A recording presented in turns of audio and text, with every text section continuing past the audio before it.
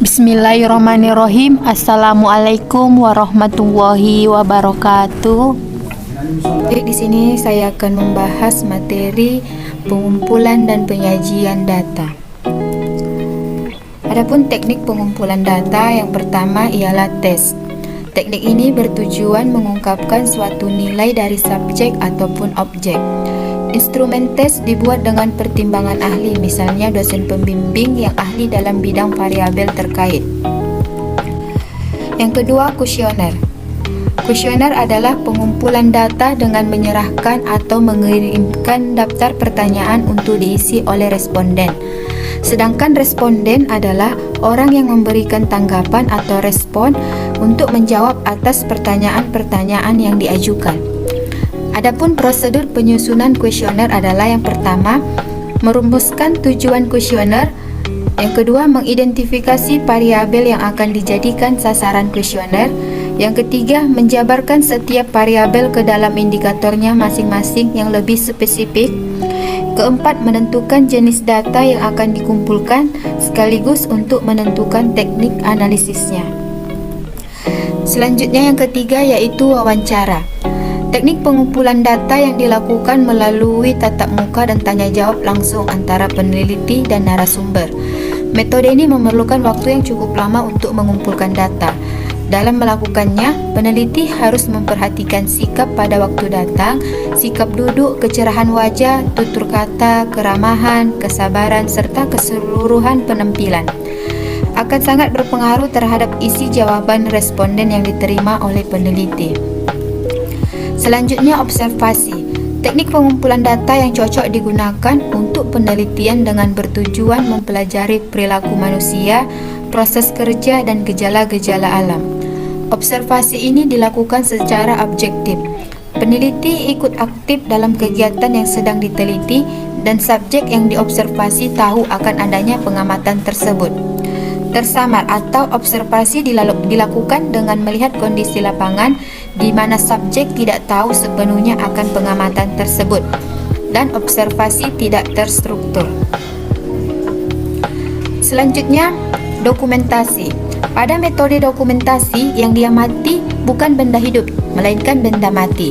Dokumentasi ada 3 bentuk. Yang pertama yaitu berupa tulisan atau catatan harian dan biografi. Yang kedua gambar atau foto. Dan yang ketiga karya, baik dia lukisan maupun film.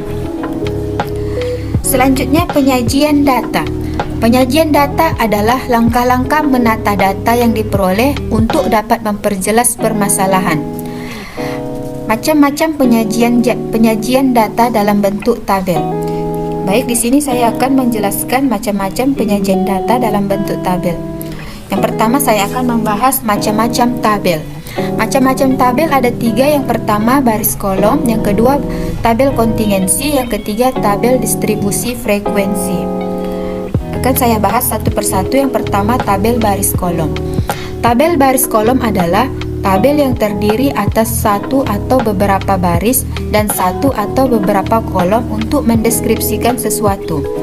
Macam-macam tabel baris kolom. Yang pertama, tabel satu arah, yaitu berisi mengenai satu hal ataupun satu karakteristik.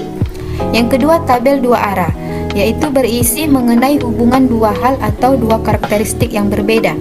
Yang ketiga, tabel tiga arah, yaitu berisi mengenai hubungan tiga hal atau karakteristik yang berbeda. Baik, contoh tabel baris kolom satu arah. Di sini ada tabel top 3 nilai ujian nasional SD Negeri 1154992 Kota Pinang. Di sini ada satu karakteristik, yaitu rata-rata nilai ujian nasional. Terdapat satu hal atau satu karakteristik aja yang ditujukan oleh tabel ini, yaitu rata-rata ujian nasional. Selanjutnya, contoh tabel baris kolom dua arah. Di sini ada tabel nilai top 3 nilai ujian nasional SD Negeri 1154992 Kota Pinang. Pada tabel ini terdapat dua hal atau dua karakteristik yang ditujukan oleh tabel ini, yaitu rata-rata ujian nasional dan rata-rata ujian sekolah. Selanjutnya, contoh tabel baris kolom tiga arah. Di sini ada tabel jumlah lulusan mahasiswa IAIN Padang Sidimpuan. Yang pertama di sini ada 3 hal ataupun 3 kategori, yaitu yang pertama jurusan, yang kedua jenjang pendidikan, sedangkan yang ketiga yaitu jenis kelamin. Jadi di sini ada 3 hal ataupun ada 3 karakteristik yang dibahas oleh tabel ini ya. Selanjutnya tabel kontingensi. Tabel kontingensi adalah tabel yang menyajikan data yang terdiri dari 2 faktor. Yang pertama terdiri atas B kategori dan faktor yang kedua terdiri atas K kategori. Tabel kontingensi dapat bermacam-macam seperti hubungan 2 faktor yang masing-masing memiliki 2 kategori yang dikenal dengan bentuk tabel kontingensi 2x2. Ini dia ya, 2x2. Jika faktor pertama memiliki 3 kategori dan faktor kedua memiliki 2 kategori, maka dikenal dengan bentuk tabel kontingensi.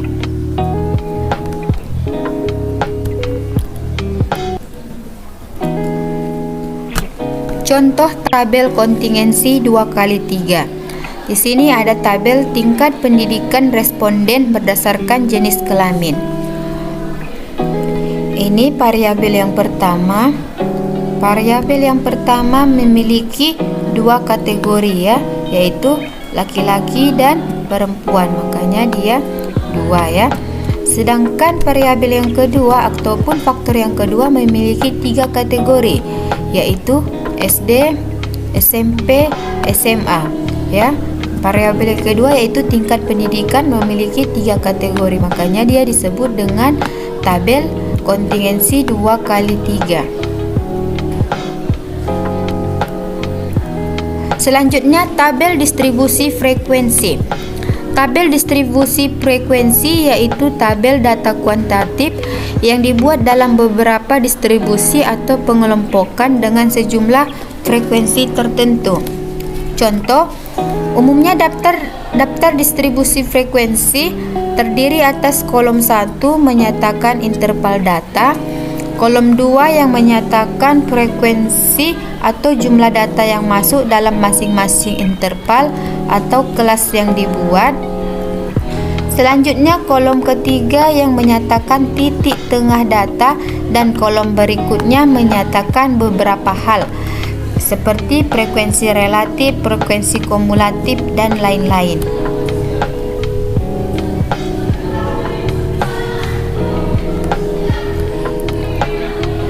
Selanjutnya istilah dalam tabel distribusi frekuensi. Yang pertama yaitu kelas interval.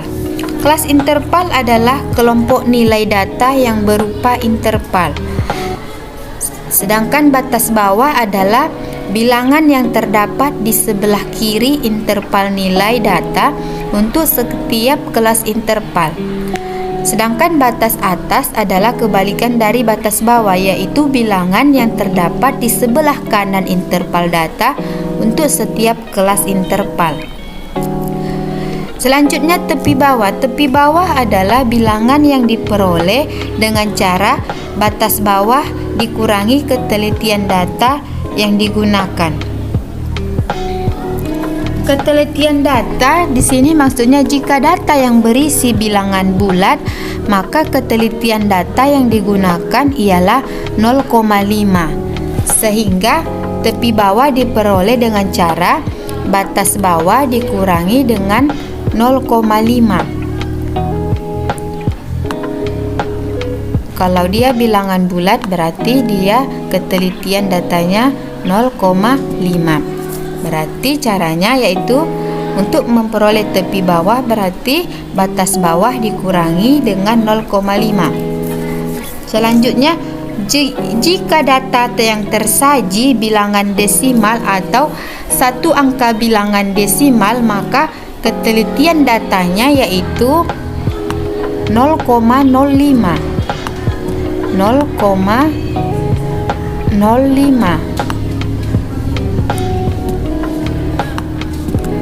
Selanjutnya, jika data yang tersaji bilangan desimal atau 2 angka bilangan desimal, maka ketelitian data yang digunakan yaitu 0,005 dan begitu sampai dengan seterusnya. Jadi untuk mencari nilai tepi bawah, yaitu batas bawah dikurangi dengan ketelitian data yang digunakan. Kalau dia bilangan bulat berarti dikurang 0,5. Jika dia satu angka bilangan desimal yaitu 0,05, dan jika dia dua angka bilangan desimal yaitu 0,05, dan begitu sampai seterusnya. Selanjutnya tepi atas. Tepi atas adalah bilangan yang diperoleh dengan cara batas atas ditambah dengan ketelitian data yang digunakan. Ini kebalikan dengan tepi bawah. Kalau tepi bawah tadi dikurang, sedangkan tepi atas adalah ditambah. Selanjutnya titik tengah.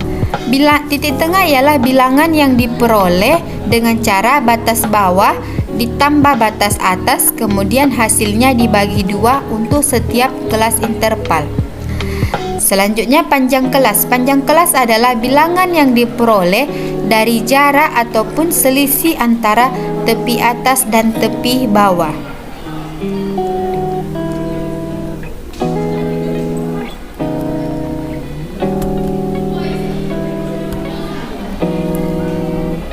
Untuk lebih memahami apa itu istilah-istilah dalam tabel distribusi frekuensi tadi, maka kita masuk ke contoh tabel distribusi frekuensi. Di sini ada tabel tinggi badan 100 mahasiswa dalam satuan sentimeter ya, dalam satuan sentimeter. Di sini ada interval berat badannya, yaitu di sini berarti ada kelas interval. Ini adalah kelas interval yang pertama ya, yaitu dari 145 sampai dengan 149. Sedangkan 150 ini sampai 154 adalah kelas interval kedua, ini kelas interval ketiga, sedangkan ini kelas interval keempat, dan begitu selanjutnya sampai dengan ini kelas interval ke-6 ya. Ini ke-5, ini kelas interval yang ke-5. Oke, yang pertama kita bahas yaitu kelas interval. Inilah dia kelas intervalnya ya kan. Tadi kan kelas interval ya. Istilahnya yang pertama kelas interval. Yang kedua batas bawah. Batas bawah tadi kan adalah bilangan yang terdapat di sebelah kiri interval. Berarti ini dia ya. Ini dia batas bawah. Ini dia ya batas bawahnya yang sebelah kiri. Ini dia ya kelas pertama batas bawahnya 145. Ini 150, 155, 160, 165, 170. Sedangkan batas atas adalah bilangan yang terdapat di sebelah kanan interval. Berarti batas atasnya adalah ini ya. Batas atasnya. Begitu juga selanjutnya ya, sampai dengan kelas ke-6 batas atasnya adalah 174. Selanjutnya batas atas. Selanjutnya tepi bawah. Tepi bawah rumusnya adalah batas bawah dikurangi ketelitian data. Tadi ini yang saya jelaskan ya. Karena ini data kita adalah data bilangan bulat, maka ketelitian data yang digunakan adalah 0,5. Sehingga untuk mencari tepi bawah kita singkat dengan TB. Ini untuk TB1 ya, untuk tepi bawah interval kelas interval 1, yaitu sama dengan batas bawah, kan tadi katanya batas bawah BB, kita singkat aja dengan BB1 ya, karena ini untuk kelas interval yang pertama ya. BB1 dikurangi 0,5 ya ketelitian datanya. Ketelitian datanya kita gunakan yang dengan 0,5 ya, dikurangi dengan 0,5. Sehingga batas bawah kelas interval yang pertama yaitu 145 ya. 145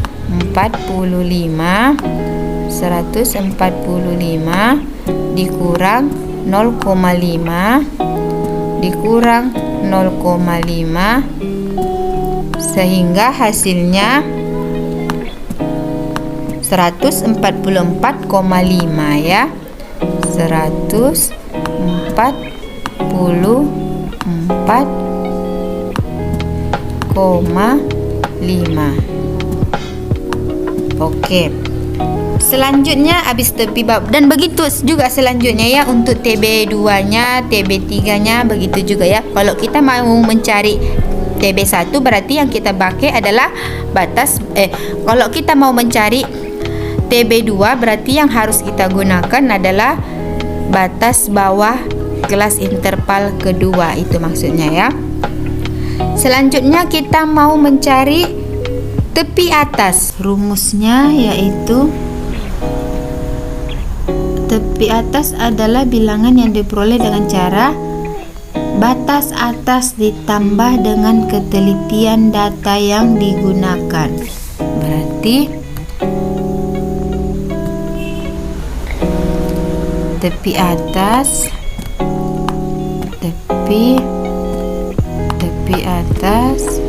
ini untuk kelas interval yang pertama ya. Berarti tepi atas 1 sama dengan batas atas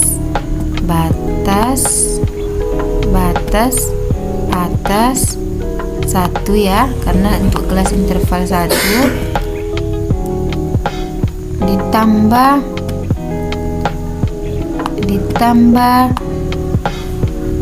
0,5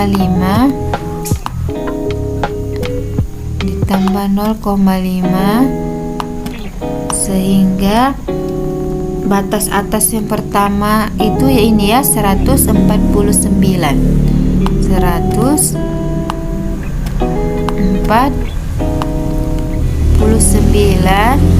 ditambah 0,5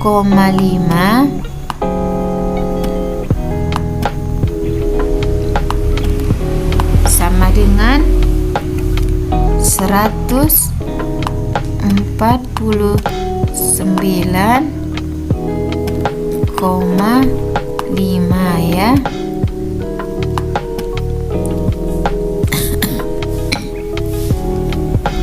Selanjutnya P ya. Selanjutnya yang mau kita cari yaitu panjang kelas atau P.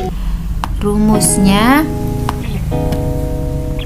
tepi atas ini untuk kelas interval yang pertama ya. Tepi atas dikurang tepi bawah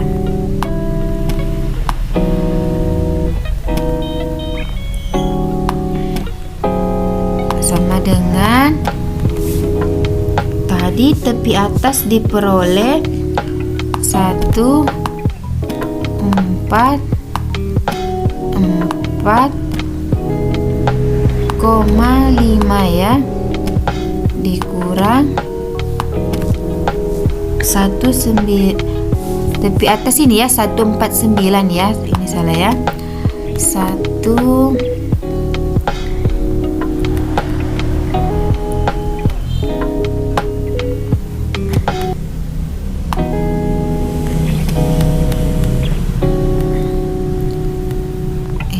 salah ya, kita ulangi. Tepi atasnya yaitu 19,5 ya dikurang tepi atasnya, tepi atas 19,5 dikurang tepi bawahnya tadi kita peroleh 144,5 ya, sehingga panjang kelasnya diperoleh 5 ya. Oke. Begitu seterusnya ya. Untuk ini untuk tepi atas untuk kelas interval yang pertama.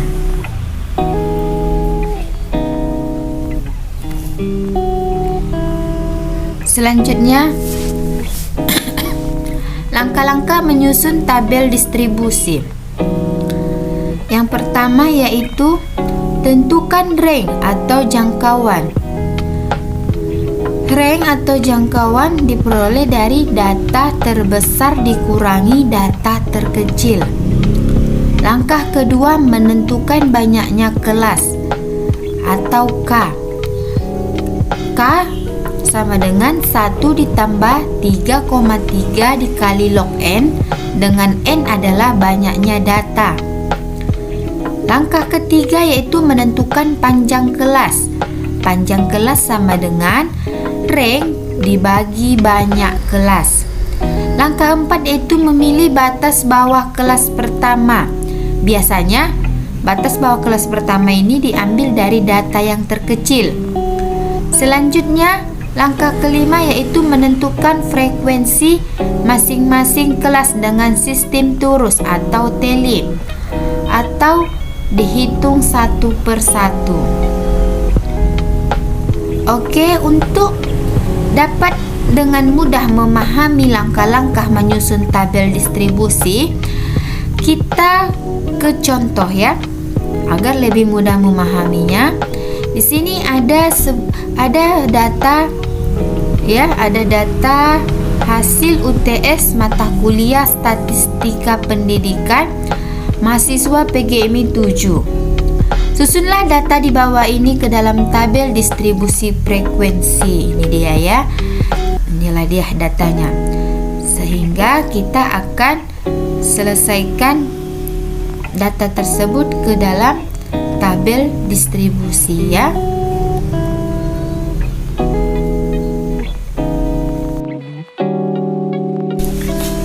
Baik, kita masuk ke penyelesaian dari kelima langkah yang tadi kita akan selesaikan ya. Yang pertama yaitu range.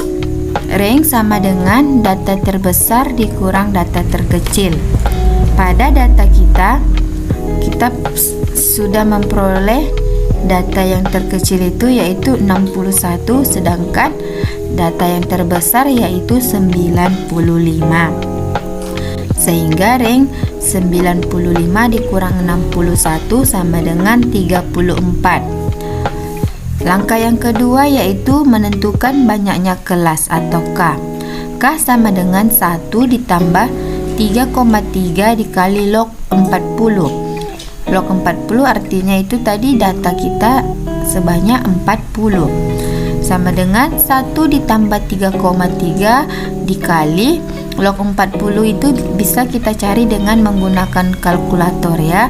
Sehingga hasilnya 1,6021 sama dengan 1 ditambah 5,28 sama dengan 6,2868 sama dengan 7. Kita bulatkan ya. Langkah yang ketiga yaitu menentukan panjang kelas. Panjang kelas sama dengan range per banyak kelas. Panjang kelas tadi sudah kita ketahui, range tadi sudah kita ketahui ya, yaitu 34, sedangkan banyak kelas 7. Berarti 34 per 7 sama dengan 4,86 dibulatkan sehingga menghasilkan 5. Selanjutnya yaitu batas bawah kelas pertama diambil dari nilai data terkecil yaitu 61. Langkah yang kelima menentukan frekuensi masing-masing kelas dengan sistem turus atau tally. Oke, kita masuk ke langkah yang kelima ya. Ini dia penyelesaiannya. Di sini nilai UTS kita, datanya kita urutkan dari data yang terkecil yaitu 61 ya kan? 61.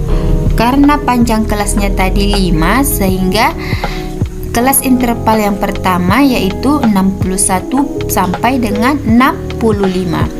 Begitu juga kelas interval yang kedua 67 sampai dengan 70. Ya, karena dia panjang kelasnya 5, sehingga sini dapat ditentukan bahwasanya kelas interval itu dari kelas interval pertama yaitu dari 61 sampai dengan 65. ya. Panjang kelasnya 5. Jadi jarak kelas intervalnya ini 5 gitu maksudnya ya. Ini dari 61 ke 65. Itu jaraknya 5 karena kenapa 5? Karena panjang kelasnya ada 5. Jadi fungsi dari panjang kelas itu yaitu ini dia ya, untuk menentukan data ini, rentang kelas intervalnya, itu dia maksudnya ya. Begitu juga selanjutnya, kelas interval yang kedua 66 sampai dengan 70. Rentang kelas intervalnya yaitu 5. Kenapa 5? Karena panjang kelasnya ada 5 gitu ya. Dan begitu seterusnya sampai dengan kelas interval ke ini yang terakhir ya, 91 sampai dengan 95. Selanjutnya kita menggunakan sistem teli ya. Di sini data dari 61 sampai dengan 65 ada berapa ya? Kembali kita ke data ini ya. 60 kita catat baik-baik ya. 61 sampai dengan 65 itu ada berapa? Ini dia ya. 1 61 2 3 ya, 3 4 ya, 4 tidak ada lagi ya, 4 sehingga di sini dia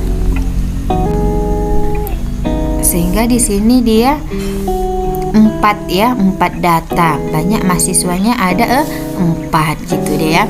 Selanjutnya 66 sampai dengan 70 dihitung juga, dia ada 9 ya, ada 9 dan dihitung satu persatu dia ya, ada 9. Begitu juga selanjutnya ya, 71 sampai dengan 75 ada 11 dan seterusnya sampai dengan data yang terakhir yaitu 91 sampai dengan 95 ada 3, sehingga dituliskan ya ada 3, sehingga jumlah datanya itu yaitu ada 40. Oke, sehingga inilah hasil dari tabel distribusi frekuensi biasa ya, sederhana. Inilah dia, kita tuliskan kembali yaitu tabel distribusi frekuensi. Ini dalam bentuk yang sederhana dia ya. Inilah dia, yaitu nilai UTS dan banyaknya mahasiswa. Ini adalah contoh dari tabel distribusi frekuensi yang sederhana. Oke, untuk tabel frekuensi distribusi relatif akan kita bahas di video part 2 ya. Oke, untuk materi hari ini saya akhiri. Assalamualaikum warahmatullahi wabarakatuh.